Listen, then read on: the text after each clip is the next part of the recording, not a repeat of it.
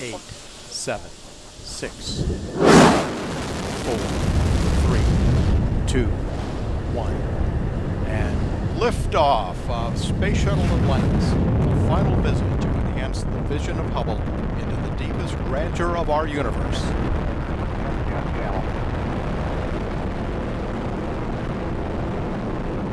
Bypass across the board, Scooter, no action. Houston now controlling, Atlantis on its way.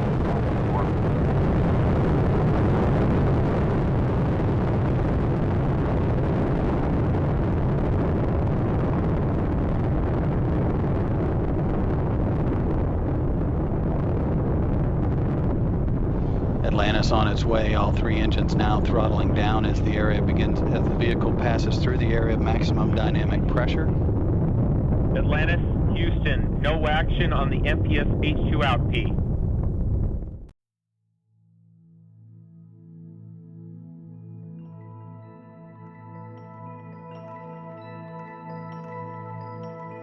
Jesus disse: na casa de meu pai há muitas moradas. Ao confortar seus discípulos que estavam perturbados com a ideia de sua partida iminente. Combinado a isso, a oposição contra Jesus havia aumentado entre os judeus, especialmente sob a liderança e influência do sumo sacerdote e dos fariseus e escribas. Tudo isso indicava que o momento da morte do Senhor Jesus havia chegado. É justamente nesse contexto que Jesus reúne seus discípulos no cenáculo a fim de prepará-los para a sua partida. Ele informou a alguns discípulos e que um deles haveria de traí-lo e revelou que ele estava de partida para um lugar que seus discípulos não poderiam segui-lo. Além disso, ele ainda afirmou que Simão Pedro negaria naquela mesma noite, João 13. Até aquele momento os discípulos ainda não tinham entendido o propósito de tudo o que estava acontecendo. Eles nem mesmo tinham percebido que Jesus estava se referindo claramente à sua morte iminente. No entanto, eles estavam transtornados com a revelação de que Jesus iria deixá-los. Por tudo isso, Jesus inicia seu discurso dizendo: não turbe o vosso coração, creiam em Deus, creiam também em mim. João 14, 1. Logo em seguida, ao explicar por quais razões eles não deveriam estar perturbados, ele completou: na casa de meu pai há muitas moradas. Se não fosse assim, eu lhes teria dito, pois vou preparar-lhes lugar. E, quando eu for e preparar-lhes lugar, voltarei novamente e os levarei para mim mesmo, para que onde eu estiver estejais vós também. João 14, 2, 3. Saiba o que significa não se turbe o vosso coração. Jesus disse que não estando ele aqui, que em outro lugar estaria. Após o glorioso retorno do Senhor Jesus e a consumação da presente era, o reino de Deus com os santos encontrará sua forma final no novo mundo. Isso significa que a casa do Pai que hoje está nos céus será continuada no novo céu e nova terra, e se estenderá por toda a eternidade. Então a promessa de que Deus habitará com seu povo encontrará seu cumprimento mais pleno. Entenda o que é o novo céu e a nova terra. Jesus não apenas afirma estar indo para a casa do Pai, mas também conforta seus discípulos dizendo que na casa do Pai há muitas moradas. Todavia, quando Jesus diz que na casa de meu Pai há muitas moradas, ele simplesmente está transmitindo a ideia de que no lugar para onde ele vai, isto é, junto do Pai, há lugar não apenas para ele, mas para todos aqueles que creem nele. Bem, aqui explicação soa falsa. Ou seja, se ele simplesmente está transmitindo a ideia de que está indo à casa de seu pai, ele não diria: eu estou indo para a morada do meu pai? Continuamos perguntando: por que Jesus disse na casa de meu pai há muitas moradas? A casa de Deus é o universo, bilhões e bilhões de galáxias, com bilhões e bilhões de astros. Justificasse não haver outros mundos habitados, outras vidas? Bem, os textos são passíveis de interpretações, cada pessoa, cada religião entende a sua concepção.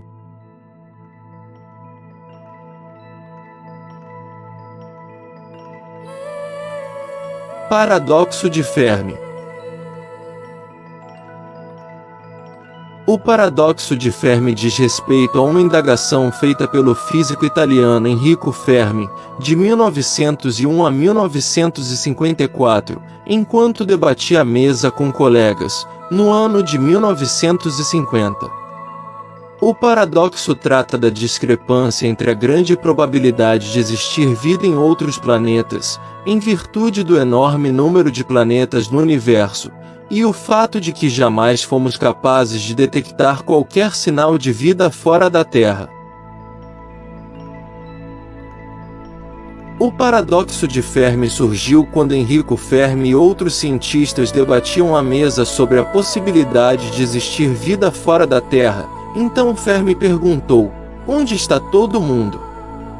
Se levarmos em conta que, somente em nossa galáxia, há bilhões de outros sóis e que, no universo, existem bilhões de galáxias, a possibilidade de que exista vida em outros planetas é estatisticamente alta. Enrico Fermi foi o criador do paradoxo que levou as pessoas a questionarem a existência de vida fora da Terra. Fermi, ainda, foi um pouco além do raciocínio que envolvia o grande número de estrelas no universo.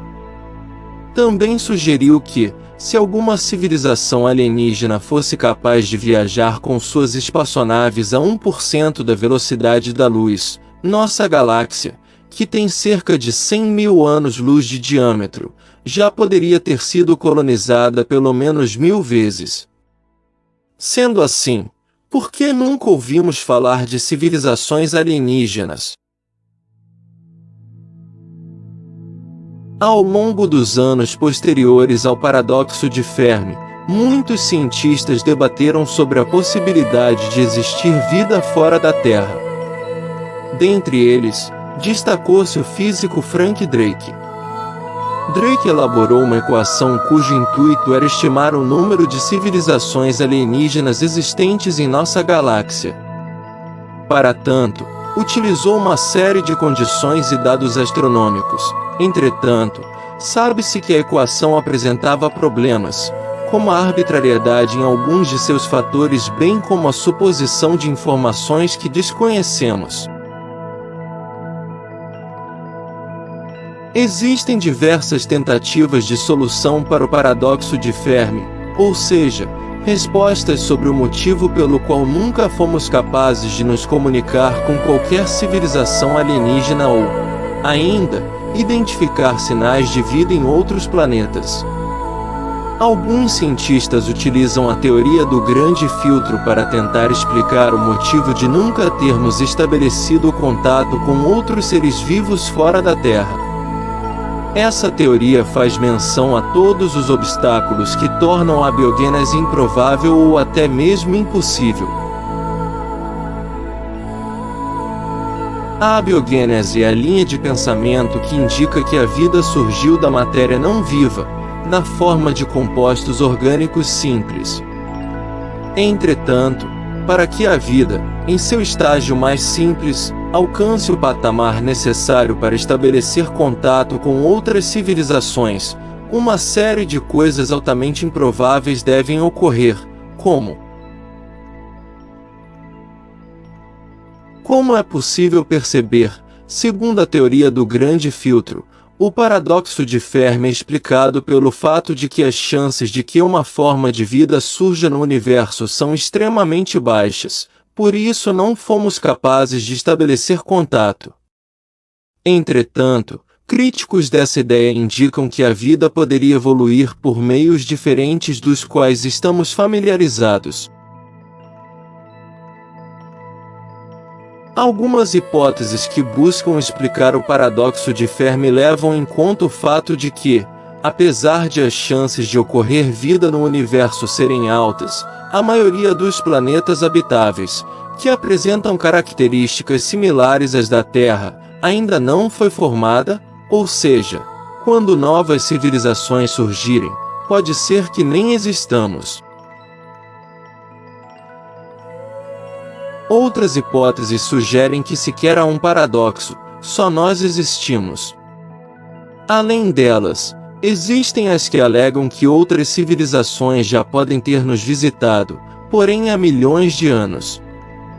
Considerando que nosso período como civilização inteligente é extremamente curto e que as viagens espaciais são extremamente longas, poderemos ser visitados novamente daqui a dezenas de milhões de anos, de modo que nossa existência sequer será notada. Ainda é muito vaga a visão que temos dos planetas orbitando outras estrelas além do Sol, os exoplanetas. Por enquanto temos que nos contentar com as deduções do raio, da massa e das características de suas órbitas, feitas indiretamente por meio dos dois métodos de detecção mais utilizados, a técnica da velocidade radial, em que se mede como a influência gravitacional do planeta faz sua estrela oscilar, e o método do trânsito planetário, que registra a diminuição de luminosidade causada pela passagem do planeta na frente de sua estrela. Nossa imagem dos exoplanetas, entretanto, deve ficar muito mais rica nos próximos anos graças ao trabalho de astrofísicos teóricos que vêm propondo novas maneiras pelas quais seria possível observar no trânsito planetário os sinais de outras propriedades desses mundos. A doutrina espírita nos diz que a casa do Pai é o universo. As diferentes moradas são os mundos que circulam no espaço infinito, oferecendo aos espíritos encarnados estações apropriadas ao seu adiantamento.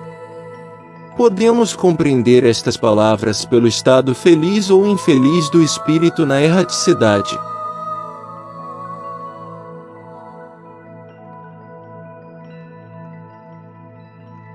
Conforme mais ou menos desprendido dos laços materiais, mais ou menos purificado, as sensações que sente variam ao infinito. Enquanto os espíritos culpados erram nas trevas, os felizes gozam de sua felicidade.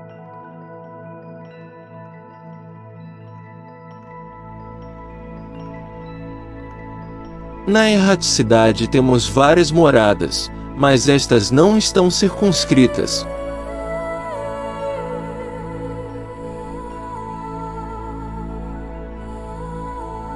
Emmanuel nos auxilia dizendo que aprendemos hoje que a vida se espalha em todos os domínios universais do sem-fim, que os mundos se multiplicam infinitamente no plano cósmico.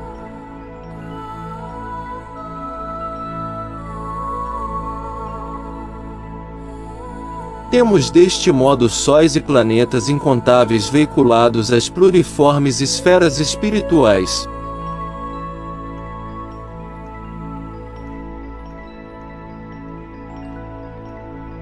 Os espíritos nos ensinam que nos diferentes mundos há muita diversificação quanto a seus habitantes.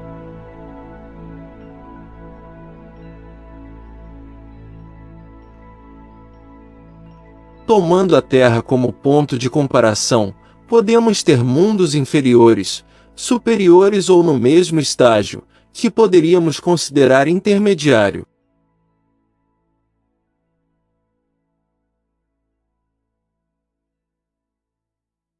Nos mundos inferiores a existência é totalmente material, as paixões comandam as ações, quase não há vida moral.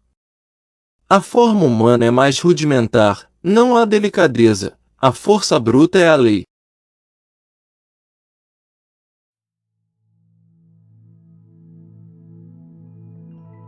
Não tem noção do justo e do injusto, são mundos sem indústrias e sem invenções.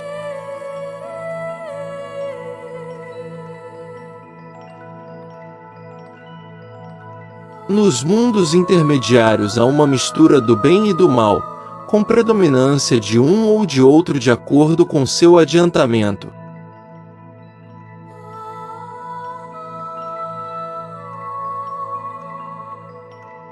Nos mundos superiores, a influência da matéria diminui e podemos dizer que a vida é toda espiritual. A forma humana é mais aperfeiçoada e mais purificada, os sentidos são mais amplos, não há doenças e a vida é mais feliz.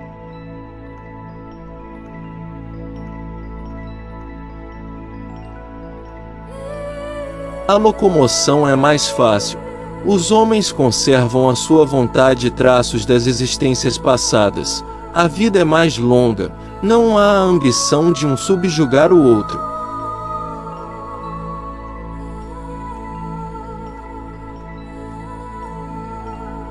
Ocorre a livre transmissão do pensamento. Não são mundos privilegiados, eles progrediram até este estágio.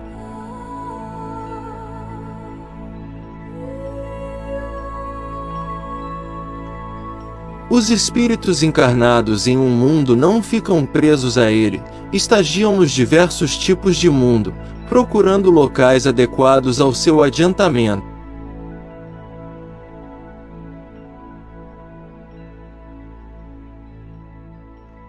É uma felicidade para ele passar para mundos mais adiantado, ou um castigo quando é obrigado a ficar mais tempo num mundo menos adiantado.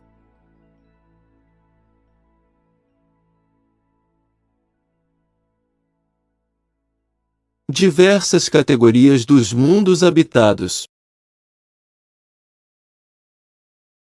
Os mundos habitados podem ser divididos com base nos seus aspectos mais destacados, se bem que esta classificação é mais relativa do que absoluta, pois um mundo é superior ou inferior em relação aos outros mundos, mais ou menos adiantado.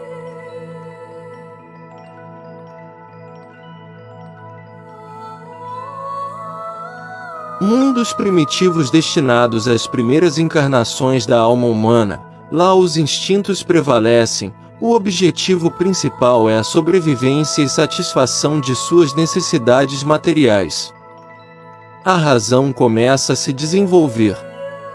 Mundos de provas e expiações. A Terra é um exemplo de um destes mundos.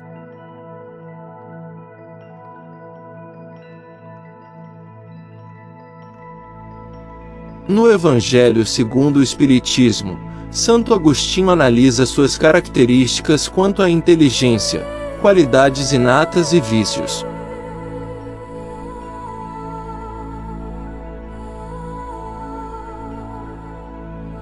A inteligência, que tem certo grau de desenvolvimento, mostra que a Terra não é mais um mundo primitivo.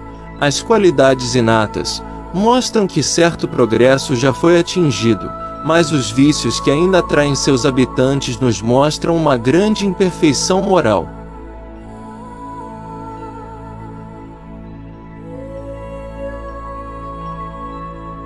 Por isso as dificuldades que seus habitantes enfrentam, espiam seus erros nas misérias e dificuldades da vida, até serem merecedores de viver num mundo mais feliz.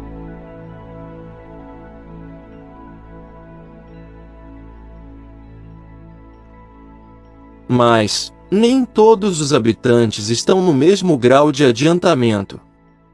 Alguns são apenas saídos da infância, são aqueles que chamamos de selvagens, que estão aqui para se desenvolver e educar, ao entrarem em contato com espíritos mais evoluídos.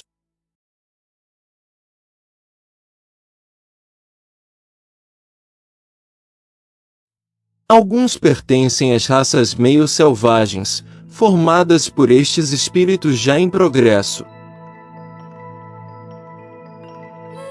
Outros vieram de outros mundos, de onde foram excluídos devido à sua teimosia em fazer o mal e perturbar os bons.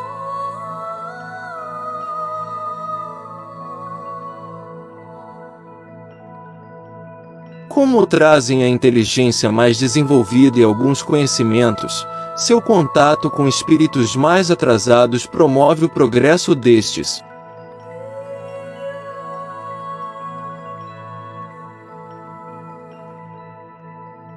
Diz Santo Agostinho: é por isso que os punidos se encontram entre as raças mais inteligentes, pois são estas também que sofrem mais amargamente as misérias da vida, por possuírem mais sensibilidade e serem atingidas pelos atritos do que as raças primitivas, cujo senso moral é mais obtuso.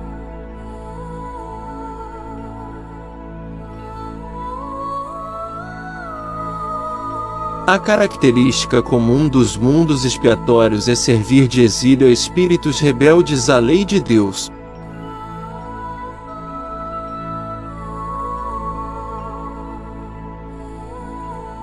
Mundos regeneradores. Eles servem de transição entre os mundos em expiação e os mundos felizes. O homem ainda está sujeito às leis que regem a matéria, mas não há entre seus habitantes o orgulho, a inveja ou o ódio.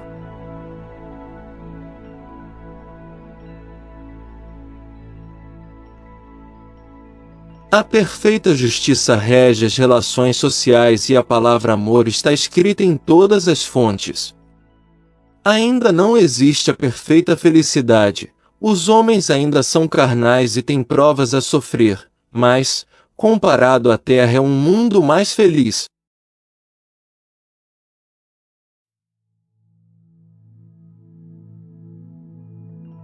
Mas, o homem ainda é falível e o espírito do mal não está totalmente erradicado. O homem deve avançar, pois não avançar é recuar, e o homem pode retornar a mundos de expiação, onde duras provas o aguardarão.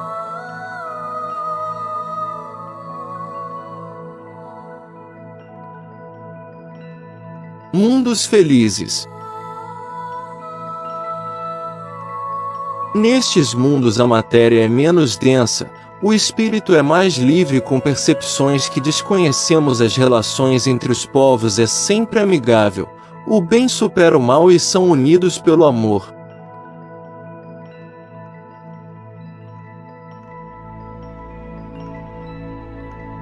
As plantas e animais são mais perfeitos e mais adiantados que na terra. A forma corpórea aí é sempre a humana, mas embelezada, aperfeiçoada e, sobretudo, purificada. Isenta de cuidados e angústias, a vida é proporcionalmente muito mais longa do que na terra.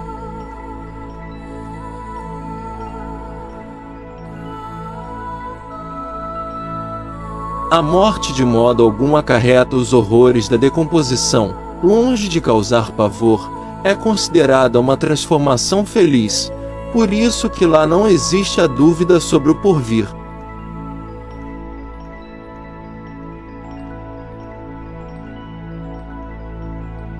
Só a superioridade moral e intelectual estabelece diferença entre as condições e dá a supremacia.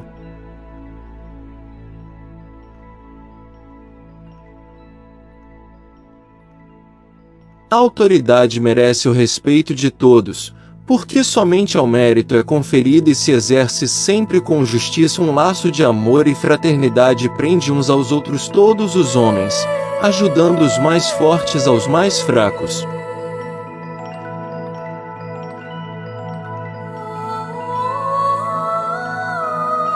Mundos celestes ou divinos. Morada dos espíritos puros, que chegaram ao grau máximo de evolução.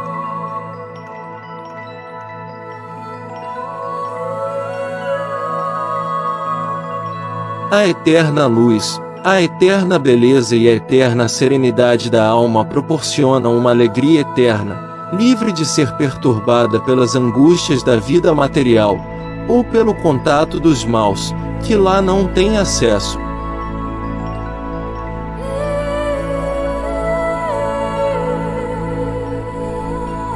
Isso que o espírito humano maior dificuldade encontra para compreender.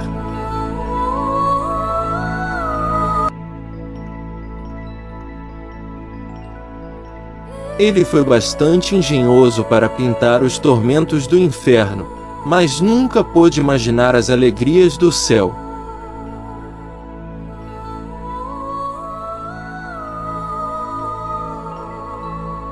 Por quê? Porque, sendo inferior, só há experimentado dores e misérias, jamais entreviu as claridades celestes. Não pode, pois, falar do que não conhece.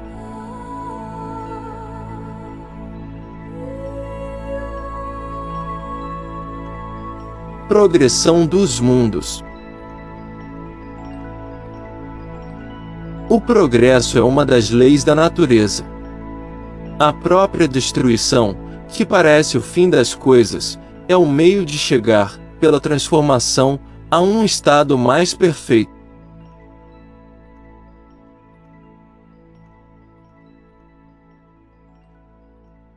Todos têm direito a prosperar.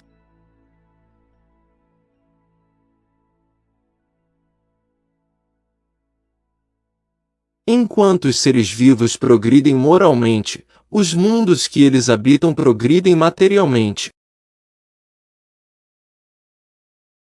Todos progridem paralelamente com o homem, os animais seus auxiliares, o dos vegetais.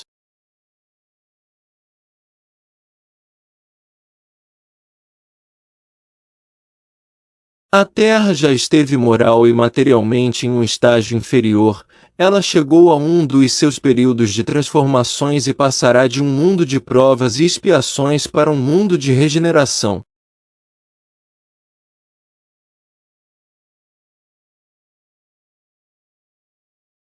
Então os homens serão mais felizes, pois a lei de Deus reinará. Queridos e queridas, o canal Jardim da Luz agradece as suas presenças, estimando que todos estejam bem iluminados. Esperamos que tenham gostado do nosso vídeo. Pedimos que deixem os seus likes e compartilhem.